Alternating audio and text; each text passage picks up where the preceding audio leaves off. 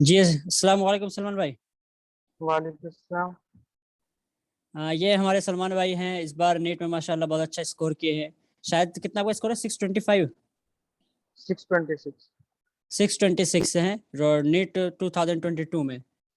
तो सलमान भाई आप बताइए कि आप इतना इसको इतना अच्छा स्कोर करने का वजह क्या है, किस तरह से आप मेहनत की, आप जो अभी जो लोग नीट एस्पायरेंट हैं आप उसको बताइए कि किस तरह मेहनत करें कि वो बहुत ही अच्छा मार्क्स गेन करे, और किस तरह की परेशानियां आती है, अपना जो भी आप अपने लाइफ में स्ट्रगल किए और इस मकाम तक पहुंचे, आप अपना बताइए इसके बारे में।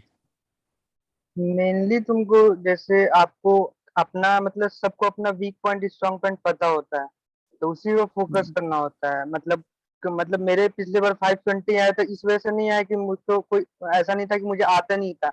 जितना पिछले साल नॉलेज था उतना इस साल भी नॉलेज है।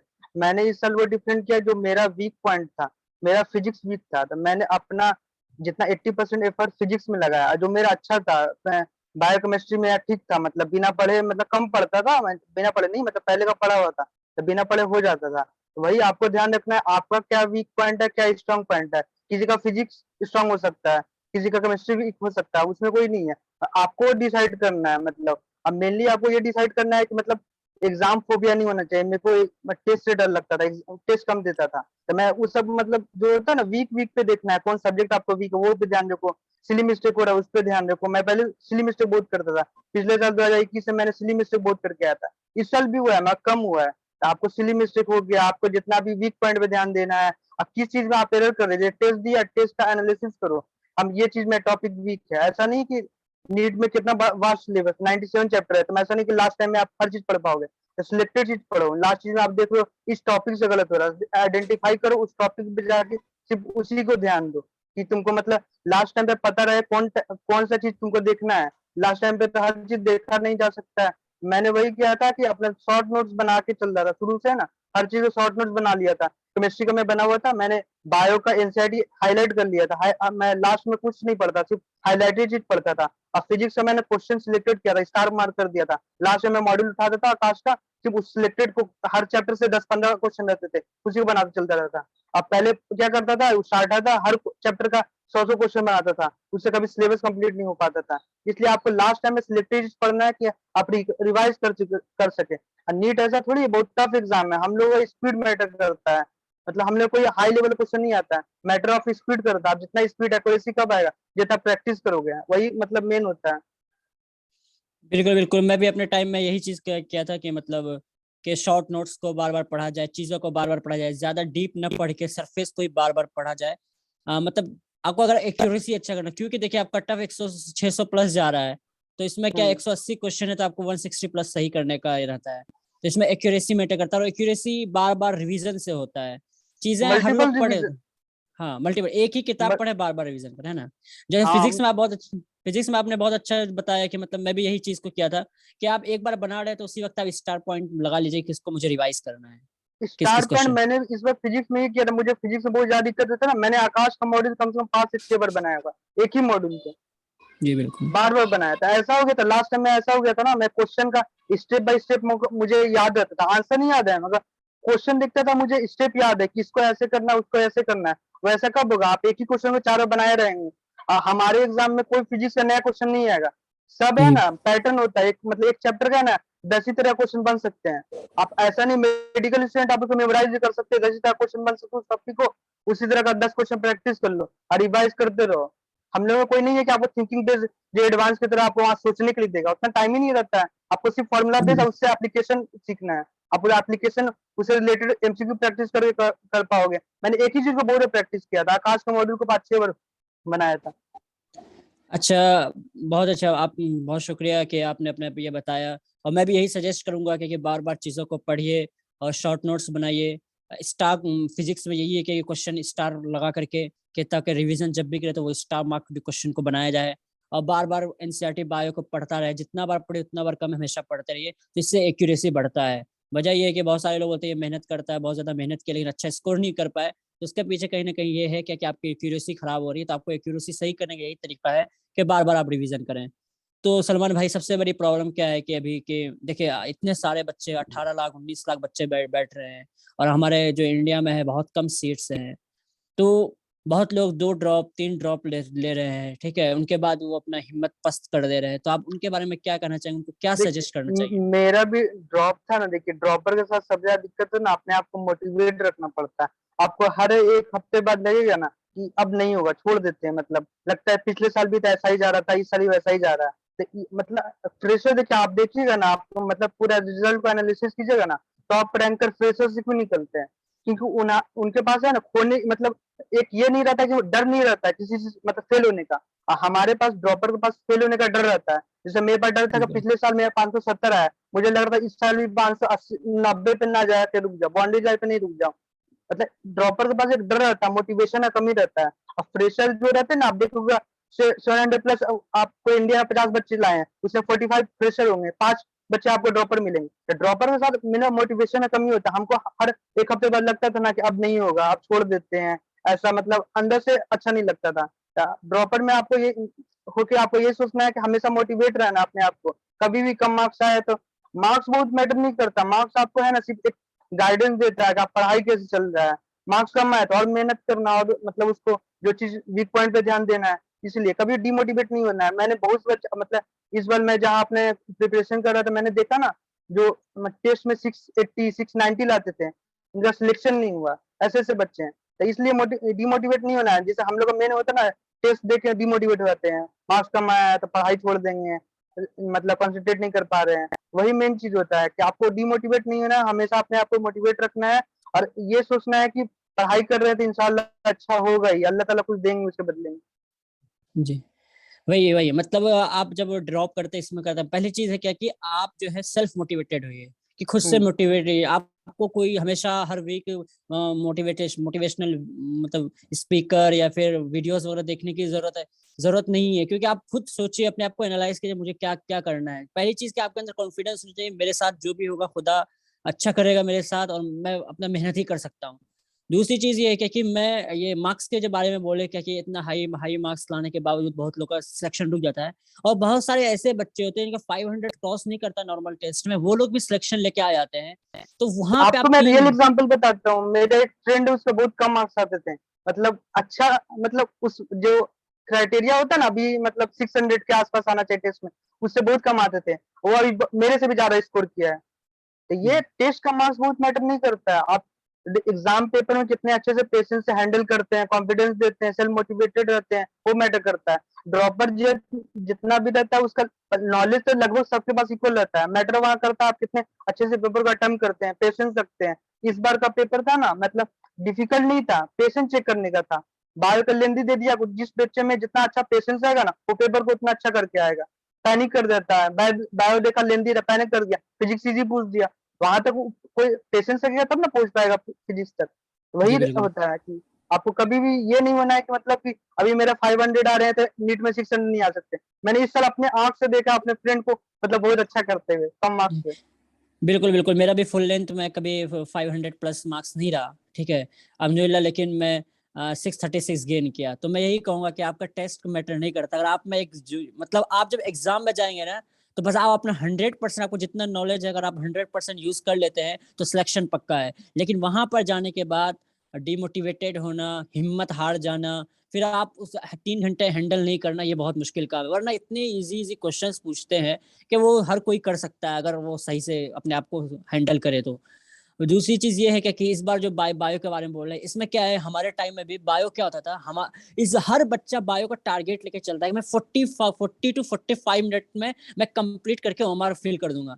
लेकिन इस बार का क्वेश्चन इतना लेंदी था कि 1 घंटा से ज्यादा लगा होगा मैक्सिमम बच्चे को सॉल्व करने में। और इसमें क्या हुआ होगा कि बहुत इतना ज्यादा पैनिक होंगे कि यार इतना टाइम लग गया। लेकिन उनको पता ही नहीं था कि अगला 45 क्वेश्चन जो फिजिक्स का है वो इतना सस्ता क्वेश्चन है कि 20 से 25 मिनट में कर सकता है। तो इतना पैनिक होने के बाद जो है उनसे फिजिक्स भी नहीं बना। बहुत सारे बच्चे का ऐसा कंडीशन था, उसे फिजिक्स नहीं बना इजी होने के बाद भी, क्योंकि वो पैनिक हो गया है ना। तो आप कैसे वहां पर उस प्रेशर को झेल रहे हैं, कैसे आप मोटिवेट कर रहे हैं? बहुत बार क्या होता है कि अगर आप क्वेश्चन को गलत कर रहे हैं तो ये सोचे कि अरे कोई बात नहीं, ऐसा क्वेश्चन ऐसे गलत तो ये टफ है तो सभी के लिए टफ है, ये गलती करेगा सबके लिए करेगा, इस तरह से अपने आप को मोटिवेट करता रहे इंसान तो बेहतर अच्छा होता है। कि मतलब ये सोचना क्या रहे मेरे से गलती हो गया, ये सोच रहे कि ये गलती सबसे होती है, होते होगी, तो अच्छा इंसान हैंडल कर लेता है। तो सबसे बड़ी बात ये है क्या कि एक ड्रॉपर के लिए क्या कि एक रिजल्ट आए और उसका सिलेक्शन ना हो, फिर से वापस खड़ा हो जाना, यही उसकी जीत है। वरना जो बहुत कम लोग खड़ा हो पाते हैं, अगर उसने खड़ा हो गया उस मैदान में कि नहीं फिर से मुझे नीट देना है, मुझे ये करना है, तो गोया उसने 60 to 70% अपने आप जीत हासिल कर लिया, है ना?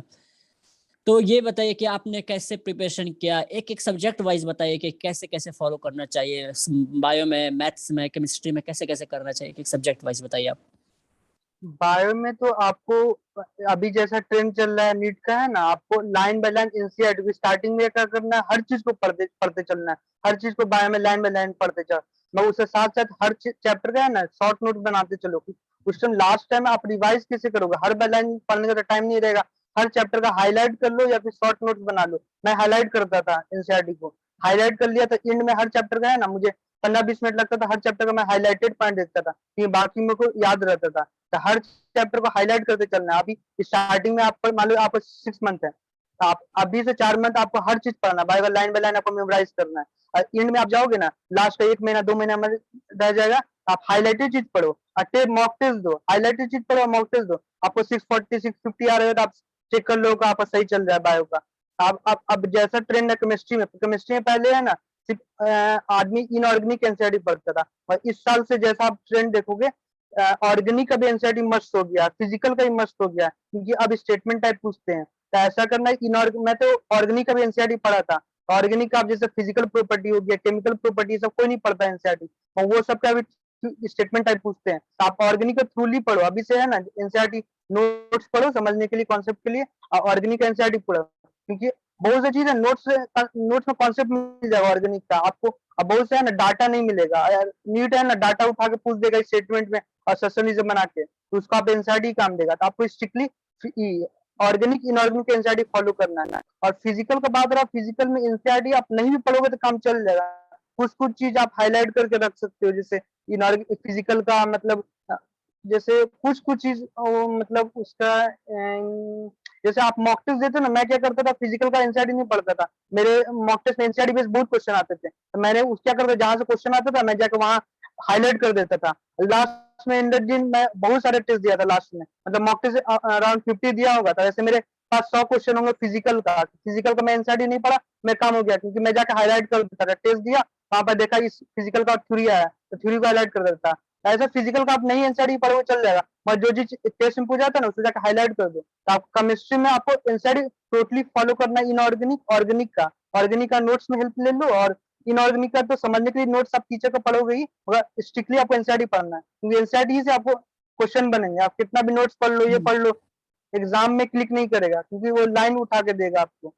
और फिजिक्स में क्या करना है, फिजिक्स में तो सबसे पहले आपको कॉन्सेप्ट मान लो वीक कह रहा है, टीचर का नोट्स पढ़ो, नोट्स बनाओ, और किसी एक चीज को पकड़ के चलना। मैं मतलब आकाश का मॉड्यूल पकड़ के चलता था, आप किसी भी इंस्टीट्यूट को पकड़ सकते हो, मतलब किसी ये नहीं है, उनका अच्छे इंस्टीट्यूट का मॉड्यूल पकड़ लो, बार बार उसी को बनाओ, पहली बार बना रहे हो तो हर क्वेश्चन बनाओ और स्टार मार्क करते चलो, मतलब जो अच्छा क्वेश्चन उसको 3 स्टार दे दिए, 2 स्टार दे दिए। मतलब तुम इंड में जाओगे ना तो तुम हर चैप्टर में 10 क्वेश्चन रहेगा, मैंने हर चैप्टर का ऐसे स्टार कर दिया था, 10-15 क्वेश्चन रहते थे, लास्ट में रिवीजन करने बैठा, मतलब जैसे चैप्टर पढ़ो जैसे कॉन्सेप्ट पढ़ लिए, ठीक है, और उसका पहला 100 क्वेश्चन है, 100 क्वेश्चन को बनाओ, और फिर उसका एक शॉर्ट नोट्स बनाओ, फॉर्मूला लिख लो, जैसे कॉपी रहता है या फिर कुछ भी कर सकते हो, अपना बुकी के साइड में लिख सकते हो, तुम पे डिपेंड करता है। मैंने कॉपी पतला रखा था, हर चैप्टर को फॉर्मूला रख लिया, कि फिजिक्स में है ना फॉर्मूला तुमको कॉन्सेप्ट रिवाइज का जरूरत नहीं पड़ता, कॉन्सेप्ट एक बार पढ़ लिया तो हमेशा मेमोराइज रहेगा, मगर फॉर्मूला बहुत बहुत आगे चल के मतलब लंबे लंबे फॉर्मूले होते हैं। शॉर्ट नोट्स है, फॉर्मूला पढ़ो, आ जाकर उसी क्वेश्चन को रिवाइज करना है जो तुम पे फंसे थे स्टार्टिंग में, स्टार पॉइंट में, अभी नहीं कि स्टार्टिंग से लिए हर चैप्टर का 100 क्वेश्चन बनाने लगे, उतना फिर कभी कभी कंप्लीट ही नहीं हो पाएगा सिलेबस। मैं वैसे ही करता था, मगर एक ही चीज को पकड़ कर रखना। फिजिक्स में क्या करते हैं हम लोग है ना, मेडिकल स्टूडेंट का ज्यादा फिजिक्स ही वीक होता है, इसी के चक्कर में भागता रहता है, मैं भी यही करता था। तो 4 बुक नहीं बनाना, डीसी पांडे बना दिए, एलन बना दिया, आकाश बना दिया, किसी भी एक मॉड्यूल को बनाओ और उसको अच्छे से बनाओ, मतलब हर क्वेश्चन का कॉन्सेप्ट क्लियर होना चाहिए, उसी के आसपास एग्जाम में आता है। जी, बिल्कुल। शॉर्ट नोट की बात करें तो हमारे पास देखिए मैं अभी भी रखा हूँ शॉर्ट नोट। इस तरह के शॉर्ट नोट में इसमें पूरा कंप्लीट बिल्कुल सर के नोट्स से या एनसीईआरटी के जो भी है, इसको बिल्कुल शॉर्ट में निकाल दें। जो याद करने वाली चीज़ है, जहाँ पे लगा कि बहुत इंपॉर्टेंट है, याद करने वाली चीज़ अक्सर लोग भूलते हैं, कॉन्सेप्ट तो नहीं भूलते हैं। तो वो सब चीज़ शॉर्ट नोट में बनाना, और शॉर्ट नोट लास्ट में बहुत हेल्प करता है। वाक़ई में शुरू में बनाने में मेरी आदत की क्या कि क्लास जैसे कंप्लीट हुआ, पहले आके शॉर्ट नोट बनाओ उसका। पढ़े, रीड किए, शॉर्ट नोट भी बना लिए। एकदम जितना शॉर्ट से शॉर्ट हो सके, जिसके रिवीजन की ज़रूरत होती है, तो वो किए। और लास्ट में एक चीज़ बताएँगे कि जैसे सलमान भाई बता रहे हैं क्या कि आप कि बायो में जो है हाइलाइटेड चीज़ पढ़ो, ये सब चीज़ पढ़ो। एक मतलब सबसे अच्छी चीज़ क्या है स्टूडेंट के पास कि एनसीईआरटी इनफ है बायो में, है ना? एनसीईआरटी बुक इनफ है, उससे एक लाइन भी बाहर नहीं जाता है। तो मैं अपना ये बताऊँ कि मैं जो प्रिपरेशन किया था लास्ट टाइम में, मेरा ये था कि मैं 11th की बुक पकड़ता था। मैं 11th की बुक पकड़ा, हर पेज में मेरा हाइलाइटेड, चूँकि इतना बार पढ़ चुका, तो हाइलाइटेड ऑफ कोर्स देखिए हर एक क्या करता था, वही हाइलाइटेड चीज़ को क्या करता था, वही हाइलाइटेड चीज़ को बस देखता था। एक दिन लास्ट 2 महीने में यही किया, एक दिन बैठा पूरा 11th बुक एक-एक पेज ऐसे पलटा, अच्छा इस पेज में क्या-क्या है, इस पेज में क्या-क्या है, हाइलाइटेड चीज़ को देखा, ठीक है? रटने का उतना हेडेक नहीं लेता, चूँकि बार-बार आप देखेंगे ना एग्ज़ाम्पल वगैरह याद हो जाता है, ठीक है? जो ट्रिक वगैरह बनाया हुआ है, पहले से प्रिपेयर्ड है, वो ट्रिक वगैरह को देखकर खत्म हो जाता है। फिर नेक्स्ट डे मैं 12 का पकड़ता था एनसीईआरटी, वैसे ही एक-एक पेज पलटा, हाइलाइटेड चीज़ देखा, खत्म किया। फिर 11 का, फिर 12 का, फिर 11 का, फिर 12 का। ऐसे मुझे हर दिन 6 घंटा लगता था 11th का खत्म करने में, फिर नेक्स्ट डे 12 6 घंटा लगता था। बाकी जो खाना खाने के बाद है, दोपहर का लंच करने के बाद, मैं फिज़िक्स और केमिस्ट्री में लास्ट 2 महीने में देता था। लेकिन ये लास्ट 2 महीने अच्छे से पढ़ने के लिए ये कि आपने पूरे साल कैसे पढ़ा वो डिपेंड करता है। अगर आपने पूरे साल बहुत अच्छे से पढ़ा है, तो 2 महीना इनफ है अच्छा स्कोर करने के लिए, बहुत अच्छा इनफ है ना? तो आप ये बताइए कि देखिए, चूँकि देखिए मैं भी इस फ़ील्ड पे हूँ, तो मुझे पता है कि कितनी तरह की परेशानियाँ आती हैं। आप बताइए कि आपके लाइफ़ में किस तरह की परेशानी आई, या लोगों के किस तरह के कमेंट्स मिले, कहाँ-कहाँ आप टूटे? ये चीज़ बताइए आप। पिछले साल तो बहुत बुरा लगा था जब नहीं हुआ था, क्योंकि मतलब इन द सेंस मैं देखा ना, इस साल से भी ज़्यादा पिछले साल पढ़ा था। इस साल पढ़ा था, मगर मतलब मेरा हर चीज़ ऐसा था कि हाँ, मतलब अंदर से कॉन्फिडेंस था कि मतलब हो जाएगा। पिछले साल नहीं हुआ था, बहुत बुरा लगता। मैंने पिछले साल बहुत एफर्ट किया था। मतलब मैंने अपना एक्चुअल बोला कि शुरू का 2 अटेम्प्ट मैंने एफर्ट नहीं किया था। ये अगर एफर्ट करता, जब आदमी एफर्ट करता नहीं होता तब बुरा लगता है। मैं जब जी, बिल्कुल। पहली बार दिया था, नीट नहीं हुआ था, कोई मतलब कोई गम ही नहीं था कि मैंने उसके लिए पढ़ा नहीं था। जब कोविड टाइम भी जो 2020 का, उस टाइम भी मुझे दुःख नहीं था कि मैंने उसके लिए एफर्ट नहीं किया था। पिछले साल मेरा 520 का राउंड आया था, उस टाइम मैंने पढ़ा था, बहुत मेहनत किया था, नहीं हुआ था तो बहुत बुरा लगा। तो उस टाइम समझ में नहीं आया था क्या करूँ, क्या करूँ? तो फिर होता क्या है, जब भी आपको है ना अर्जेंट में है ना, कभी डिसीज़न मत लेना। जैसे अभी जैसे अभी 7 तारीख हम लोग का रिज़ल्ट आया था, बहुत बच्चे का बॉन्डी लाइन पे होंगे, तो उन लोगों में उस टाइम बहुत बुरा लगता है। मतलब मेरा फैमिली में तो वैसा कोई नहीं था, फैमिली बहुत सपोर्टिव था। मम्मी-पापा, बहन-भाई हर कोई बोलता है कोई दिक्कत नहीं है, तुम्हारे अंदर पोटेंशियल है, आराम से कर लोगे। हम लोग को हर हर वक़्त सपोर्ट करने के लिए। तो ये मेरा प्लस पॉइंट था कि मेरा फैमिली हमेशा सपोर्ट करता था। मगर अर्जेंट टाइम आपको क्या लगता है कि अरे यार, इतना मेहनत किया नहीं हुआ, तो मतलब आदमी ब्लैंक हो जाता है। आदमी उस टाइम कुछ मत करो, 10-15 दिन आराम से ये रन दो, उसके बाद डिसाइड करो। मैंने उस टाइम भी वही किया, 10 दिन तक मतलब कुछ नहीं किया। मतलब फैमिली से कॉल आया, क्या हुआ? तो बोल दिया। मतलब जो रिलेटिव, आपको मेन प्रेशर रहता है रिलेटिव लोग का, कौन क्या कहेगा। जी, बिल्कुल। एक्चुअल तुम्हारा फैमिली से प्रॉब्लम नहीं रहेगा, तुम्हारे रिलेटिव जो होते हैं दूर के, उन लोग से प्रॉब्लम रहता है, फ्रेंड्स से रहता है। उन लोग बोलेंगे क्या मतलब कैसे फेस करेंगे, अच्छा नहीं लगता है। वही उस सब पे आदमी लगता है। एक बार तुम ठीक है, ऐसा कोई नहीं है, तुम डॉक्टर बन जाओगे, तुम 2 साल लेट ही बनोगे, तो आगे चल के कोई 10 साल बाद ये नहीं पूछेगा कि ये 2020 में दिया था, 2022 में दिया था। ये बहुत मैटर नहीं करता। आज तुम आगे चल के देखोगे, बहुत स्टेट की का 2 साल, 6 साल, 7 साल ऐसा बॉन्ड रहता है, वो मेकअप हो जाता है। इसलिए ऐसा नहीं जी, कि मतलब डिमोटिवेट हो, स्ट्रीम ही चेंज कर लिए। जो कर रहे हो उसी करते रहो। और फैमिली सपोर्ट नहीं करता, उसे समझाओ। ऐसा तो मुझे मेरे साथ प्रॉब्लम नहीं हुआ था, क्योंकि मेरा फैमिली हमेशा सपोर्ट करता था। मतलब आपको मेन यही रहता है ना, उस समय आपको मोटिवेट रहना। मेरे को बहुत बुरा लगता था, क्या आपको पता। मतलब जिस दिन रिजल्ट आया था, लगा था अंदर से रोना आ रहा था, मगर अपने आप को कंट्रोल किया था। चलो इस बार बॉडी लाइन पे हूँ, तो अगले चल अच्छा स्कोर करूंगा। मतलब इस साल मेरे को था ना कि मान लो मेरा 520 था, 10-20 मार्क्स और ज्यादा थे, 595 आते तो मुझे नीचे का कॉलेज मिलता बिहार का, मतलब बॉटम का। और इस साल इंशाल्लाह अच्छा कॉलेज बिहार का मिल जाएगा। तो इसलिए अब कभी भी बॉडी लाइन पे या फिर थोड़ा सा कम मार्क्स ये मन लो, मतलब जिसका 550 इस साल आएगा, अब वो अगर मेहनत करेगा तो 650 प्लस आसानी से अगले साल चला जाएगा। तो वही होता है कि अगले साल इस साल नहीं मिल रहा है, तुम बाउंड्री लाइन, तो अगले साल तुमको एम्स मिलेगा या फिर टॉप कॉलेज मिलेगा। इसलिए मतलब बिल्कुल। ये का नहीं, रिग्रेट नहीं रहना चाहिए। बिल्कुल, बिल्कुल। जो लोग बाउंड्री में रहते हैं उनको ये सोचना चाहिए क्या कि कोई बात नहीं है, अगर मुझे कॉलेज मिल भी जाता है तो उतना अच्छा नहीं मिलता, बिल्कुल लो लेवल का कॉलेज मिलता। तो बेहतर है कि चलो 1 साल है, शायद अल्लाह बेहतर करेंगे, नेक्स्ट टाइम और फाड़ के नंबर लाएँगे, बेहतरीन से बेहतरीन कॉलेज जाएँगे। ये एक मोटिवेटेड मतलब एक मोटिवेशनल पॉइंट है कि इसमें हम लोग ये सोच सकता है कि भाई कोई बात नहीं, इस बार मुझे कॉलेज मिलता तो उतना अच्छा नहीं मिलता, नेक्स्ट टाइम बहुत बेहतरीन मिलेगा, मेरा सब कुछ पढ़ा हुआ है, बस मुझे रिवाइज़ ही करना है। ये एक है। दूसरी चीज़ है कि मतलब देखिए आप कितनी भी मेहनत करते हैं, ज़रूरी नहीं कि आपको मतलब उसी वक़्त आपको सक्सेस मिल ही जाए। आपका राइट वक़्त पे सही वक़्त जब रहता है तभी आपको सक्सेस मिलता है। न वही ये बहुत बहुत लोग मेहनत करते हैं, इवन कि हम लोग कॉलेज गए हैं तो हम लोगों से कई ज़्यादा लोग ऐसे मेहनत कर रहे हैं जिनको सही मतलब कॉलेजेस नहीं मिल रहा है। वजह ये है कि आप वहाँ 3 घंटे में ऐसा नहीं आपके अंदर कोई कमी नहीं, कोई कमी है, उस 3 घंटे में बहुत लोग पैनिक हो जाते हैं, ठीक है? इंशाअल्लाह जो लोग इस चीज़ से मतलब गुज़र रहे हैं, अल्लाह उनकी आसानी करे और हम लोग दुआ करते हैं कि वो लोग बेहतरीन से बेहतरीन कॉलेज मतलब कॉलेज मिले और अच्छा करे। बस हिम्मत बनाए रखे, जो एस्पायरेंट हैं, जिनका ड्रॉप चल रहा है, वो हिम्मत बनाए रहें। एक ना एक दिन निकलना है। इवन के मेरे फ्रेंड्स सब हैं 4, 5, 6 ड्रॉप लेकर के फाइनली वो एएमयू में है, बड़े-बड़े कॉलेजेस में है। तो लगता है कि हाँ भाई, कहीं न कहीं फ़ायदा दिखता है कि ड्रॉप के बाद लेकिन सब पढ़ा हुआ है तो एक ना एक दिन निकाल ही लेता है। कोई ऐसा नहीं कि नहीं निकाला हो। एक अब मेरा दोस्त है, ठीक है, उसने एग्ज़ाम दे के आया, देखा 480 के आस-पास आ रहा है। वो बोला, "अरे! कोई बात नहीं।" मतलब मैं उसको पहली बात क्या है खुद में कि वो उसने क्या बोला, "कोई बात नहीं, मैं अभी तैयार हूँ, फिर से एक दूँगा, फिर से मैं निकाल के रहूँगा।" ये वाला ये होना चाहिए, एटीट्यूड होना चाहिए, मैं निकाल कर रहूँगा, मेरा अच्छा मार्क्स आ रहा है, मैं कर लूँगा। तो ये है। तो मेरे क्या को बोल रहे हैं? एक चीज़ मैं बताना चाहता हूँ। हाँ, मैं मतलब एक शेयर करना होगा, मुझे एक चीज़ बहुत मोटिवेट करता था। मैं आकाश में थे ना, तो मेरे फिज़िक्स वाले सर एक बहुत अच्छा चीज़ बोलते थे। वो बोलते थे ना, मतलब जो फर्स्ट ड्रॉप में फर्स्ट अटेम्प्ट में निकालता है ना, बोलते बोलते थे ना, मेरे अंदर उसके लिए ज़्यादा इज़्ज़त नहीं है।